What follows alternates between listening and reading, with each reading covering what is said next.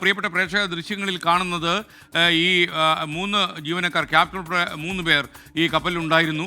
ഈ കപ്പലിൽ നിന്ന് 3 പേരെയും രക്ഷപ്പെടുത്തി കൊണ്ടുപോകുന്ന ദൃശ്യമാണ് കാണുന്നത്.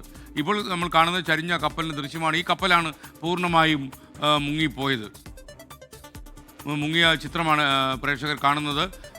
ഈ കപ്പൽ ലൈബീരിയൻ കപ്പലാണ്. MSC എൽസ 3 എന്നാണ് ഈ കപ്പലിൻ്റെ പേര്. കോസ്റ്റ് ഗാർഡ് ഔദ്യോഗികമായി സംസ്ഥാന സർക്കാരിനെ വിവരം അറിയിച്ചിരിക്കുന്നു. വിഷ്ണു സുരേഷ് വിവരങ്ങളുമായി ചേരുകയാണ്. പ്രത്യേകിച്ചും ജില്ലാ ഭരണകൂടത്തിൻ്റെ നിർദ്ദേശങ്ങൾ, നേവി, കോസ്റ്റ് ഗാർഡ് ഇവരുടെയൊക്കെ നീക്കം, രക്ഷാപ്രവർത്തനം, ഇവരുടെയൊക്കെ വിശദാംശങ്ങളുമായി വിഷ്ണു സുരേഷ് ചേരും കൊച്ചിയിൽ നിന്ന്. വിഷ്ണു, വിവരങ്ങൾ.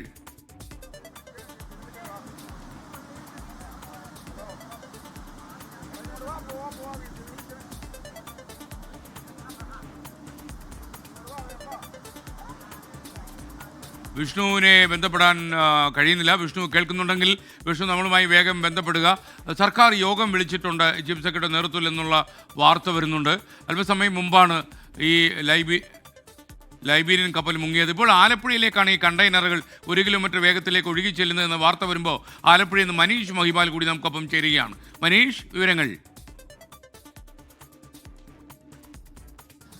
SKN ഇതിനോടകം തന്നെ സംസ്ഥാന ദുരന്ത നിവാരണ അതോറിറ്റി ഇവിടെയുള്ള തീരദേശ പ്രദേശത്ത് ജാഗ്രതാ മുന്നറിയിപ്പ് കൊടുത്തിട്ടുണ്ട്. ആലപ്പുഴയിൽ ഏതെങ്കിലും കാരണവശാൽ ഇങ്ങനെ ഈ ഒരു സംശയിക്കുന്ന തരത്തിലുള്ള എന്തെങ്കിലും കണ്ടെയ്നറുകളോ അതിൻ്റെ എന്തെങ്കിലും പദാർത്ഥങ്ങളോ അവശിഷ്ടങ്ങളോ ഒക്കെ തന്നെ തീരത്തടിയുകയാണെങ്കിൽ ഒരു കാരണവശാലും അടുത്തേക്ക് പോകരുത്, സ്പർശിക്കരുത് തുടങ്ങിയ മുന്നറിയിപ്പും ജാഗ്രതയും ഇതിനോടകം തന്നെ കൊടുത്തിട്ടുണ്ട്. നമുക്കറിയാം, കേരളത്തിലെ ഏറ്റവും നീളം കൂടിയ തീരദേശമുള്ളത് ആലപ്പുഴയിലാണ്. അത് അങ്ങ് അർത്തുങ്കൽ മുതൽ കരുനാഗപ്പള്ളി വരെ നീണ്ടു കിടക്കുന്ന ഒരു വലിയ തീരദേശമാണ്. അതുകൊണ്ട് തന്നെ നിലവിൽ ഇതിനുള്ള സാധ്യത തൃശ്ശൂർ മുതൽ തെക്കോട്ടേക്കുള്ള ജില്ലകളിലേക്കാണ് നിലവിൽ ഈ കണ്ടെയ്നർ വന്ന് അടിയാനുള്ള സാധ്യത പറയുന്നത്. ഏറ്റവും പ്രധാനപ്പെട്ട വിഷയം ഇത് മത്സ്യത്തൊഴിലാളികൾക്കിടയിൽ വലിയ ആശങ്ക ഉണ്ടാക്കി എന്നുള്ളതാണ്. കാരണം ഈ കണ്ടെയ്നറിനുള്ളിൽ എന്തൊക്കെ ഉണ്ട് എന്നുള്ള കാര്യത്തിൽ ഇപ്പോഴും വ്യക്തത വന്നിട്ടില്ല. ചില രാസപദാർത്ഥങ്ങൾ ഉണ്ട് എന്ന ചില വാർത്തകൾ കൂടി പുറത്തു വരുന്നുണ്ട്.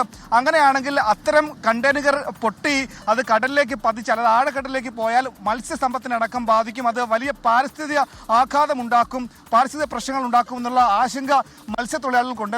ഇതിൽ ഈ ആഴക്കടലിന്റെ ഒഴുക്ക് നിലവിൽ തെക്ക് പടിഞ്ഞാറൻ ദിശയിലേക്കാണെന്നാണ് ഇവിടെയുള്ള മത്സ്യത്തൊഴിലാളികൾ പറയുന്നത്. ഈ നിലവിൽ ഈ കണ്ടെയ്നർ ഇന്നലെ മുങ്ങിയാരെ അറിഞ്ഞിരുന്നല്ലോ. അപ്പൊ അത് സാധാരണ രീതിയിൽ അവിടെ സ്ഥലത്ത് മുങ്ങിയെങ്കിൽ അത് എപ്പോഴെങ്ങനെയൊക്കെ അടിയാനുള്ള സാധ്യതയുള്ളത്? ചിലപ്പോൾ കാലാവസ്ഥ ഉണ്ടാവും. കാര്യം ഇതിനിപ്പോൾ ഒഴുക്ക് തെക്കോട്ടാ, ഈ ഒഴുക്ക് തെക്കിന് അങ്ങോട്ട് പോകത്തുള്ളൂ, പോകത്തുള്ളൂ. പിന്നെ കാറ്റിന്റെ ദിശയോടെ ഉണ്ടെങ്കിൽ കാറ്റിന്റെ കണക്കൂട്ടി അങ്ങോട്ട് പോകും. കാറ്റ് വെച്ച് ദിശ മാറി ഒഴുകാൻ സാധ്യതയുണ്ട്. ഈ കണ്ടെയ്നർ പൊട്ടി അതിനകത്ത് എന്തെങ്കിലും രാസപദാർത്ഥങ്ങളൊക്കെ ആണെങ്കിൽ അത് കടലിന് വലിയ പ്രശ്നമാവുമോ? അത് വിഷയം തന്നെ. അപ്പൊ അതിൽ മത്സ്യത്തൊഴിലാളികൾക്ക് ആശങ്കയുണ്ട്. നിലവിൽ മത്സ്യബന്ധനത്തിന് ആരെങ്കിലും പോകുന്നുണ്ടോ? ഇപ്പൊ പോകുന്നില്ല. ഇനിയിപ്പോ ഇത് കഴിയുമ്പോ കടലിൽ പതിയുമ്പോ ചിലപ്പോ പോകും. ഇവിടെ ആലപ്പുഴയിലും കടൽ പ്രക്ഷുബ്ധമാണ്. ഇദ്ദേഹം പറഞ്ഞതനുസരിച്ച് ഇനിയിപ്പോൾ ഈ കാലവർഷം കഴിഞ്ഞാൽ ഓഗസ്റ്റോടുകൂടി തന്നെ മത്സ്യസമ്പത്ത് വലിയ രീതിയിൽ ഉയരുകയും പിന്നീട് ഓഗസ്റ്റിന് ശേഷമാണ്, ഓഗസ്റ്റ് സെപ്റ്റംബർ മാസത്തിലാണ് ജില്ലയിലെ പല സ്ഥലങ്ങളിൽ, പുറക്കാട്, തോട്ടപ്പള്ളി, വളഞ്ഞവഴി തുടങ്ങിയ സ്ഥലങ്ങളിലൊക്കെ തന്നെ എല്ലാ വർഷവും ചാകര, അതായത് ചെളി അടിഞ്ഞുകൊണ്ട് മത്സ്യസമ്പത്ത് കൂടി അങ്ങനെ വലിയൊരു വിപണന സാധ്യതയുള്ള തീരങ്ങളാണ് ഈ പറയുന്ന സ്ഥലങ്ങളൊക്കെ തന്നെ. അങ്ങനെയുള്ള ചാകരയെയും മത്സ്യസമ്പത്തിനെയും ഒക്കെ ബാധിക്കാനുള്ള വലിയ സാധ്യത. പക്ഷേ അത്തരത്തിലുള്ള യാതൊരു വിവരങ്ങളും ഈ കണ്ടെയ്നർ ഉള്ളിൽ എന്താണ്, അല്ലെങ്കിൽ അത് പുറത്തേക്ക് പോയാൽ അത് കടലിനെ പരിസ്ഥിതി പ്രശ്നം ഉണ്ടാക്കുമോ എന്നുള്ള ഔദ്യോഗികമായിട്ടുള്ള ഒരു കാര്യവും നമുക്ക് ഇപ്പോൾ പുറത്തുവിടാൻ സാധിക്കില്ല.